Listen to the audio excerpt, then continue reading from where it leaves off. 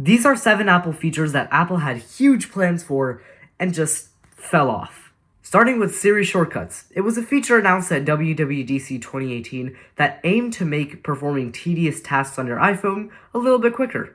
The issue was no one used it for that purpose. Instead, they tried using it to bring Android-exclusive features to the iPhone.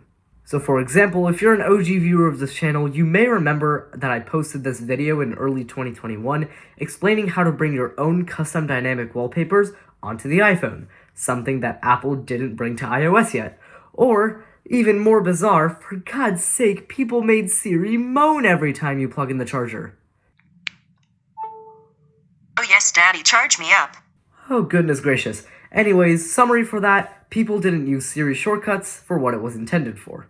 Now 2 years later, Apple announced something called App Clips, and credit where due, this is actually trying to solve a real problem. So imagine you go to a glassmaking shop, and you need to use an app while you're there. Now, what you'd usually do is you'd head to the App Store, you'd try to find the app, and you'd wait a minute for it to download. Alternatively, if that place supported app clips, you'd take your phone, you hold it near the app clip, and you click open. And that's it.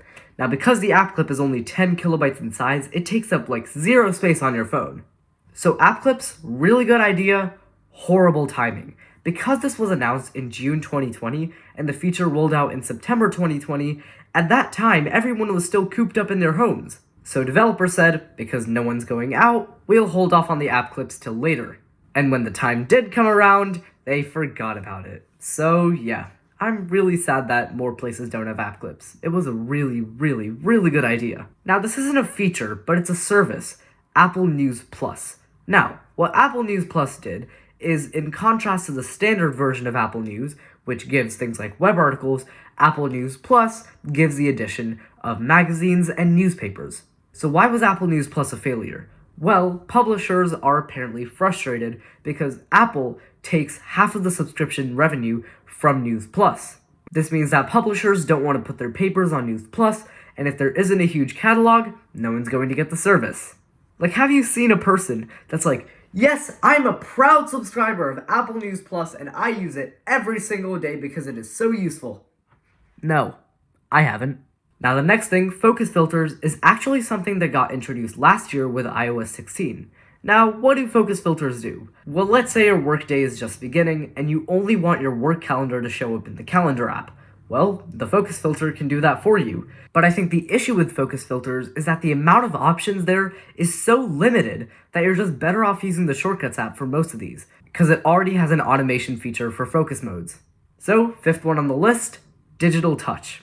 Digital Touch claimed to be a more intimate way of sending messages, but at that point, just go on a FaceTime call, talk to the other person, hear their voice. Like, sending a kiss with digital touch isn't too much better than sending "I love you so much" kiss emoji.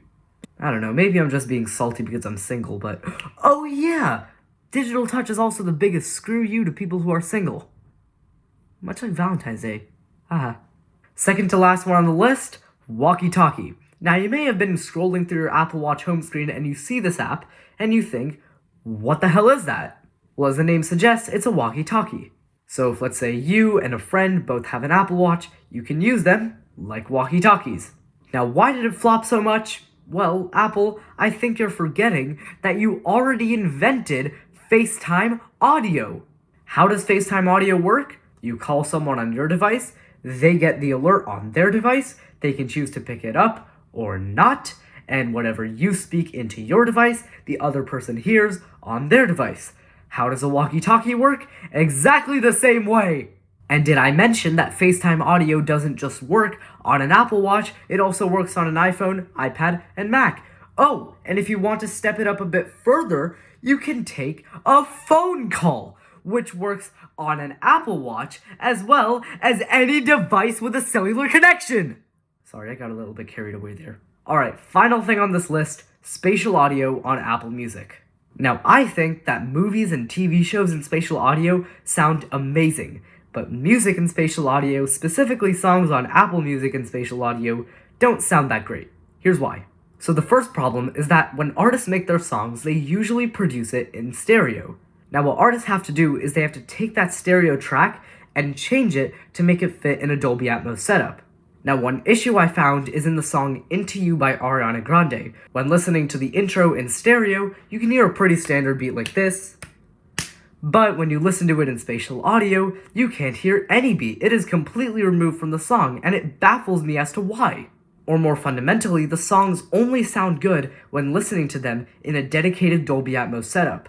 Now, most people just listen on their headphones, which are stereo. And so because there's no way to get a full 7.1 experience on 2-channel headphones, Dolby Atmos songs just generally sound worse on headphones, and stereo songs sound more full. So yeah, most of the time, spatial audio on Apple Music is just an awful experience. And yeah, I guess that was it for this video. Hope you learned something today.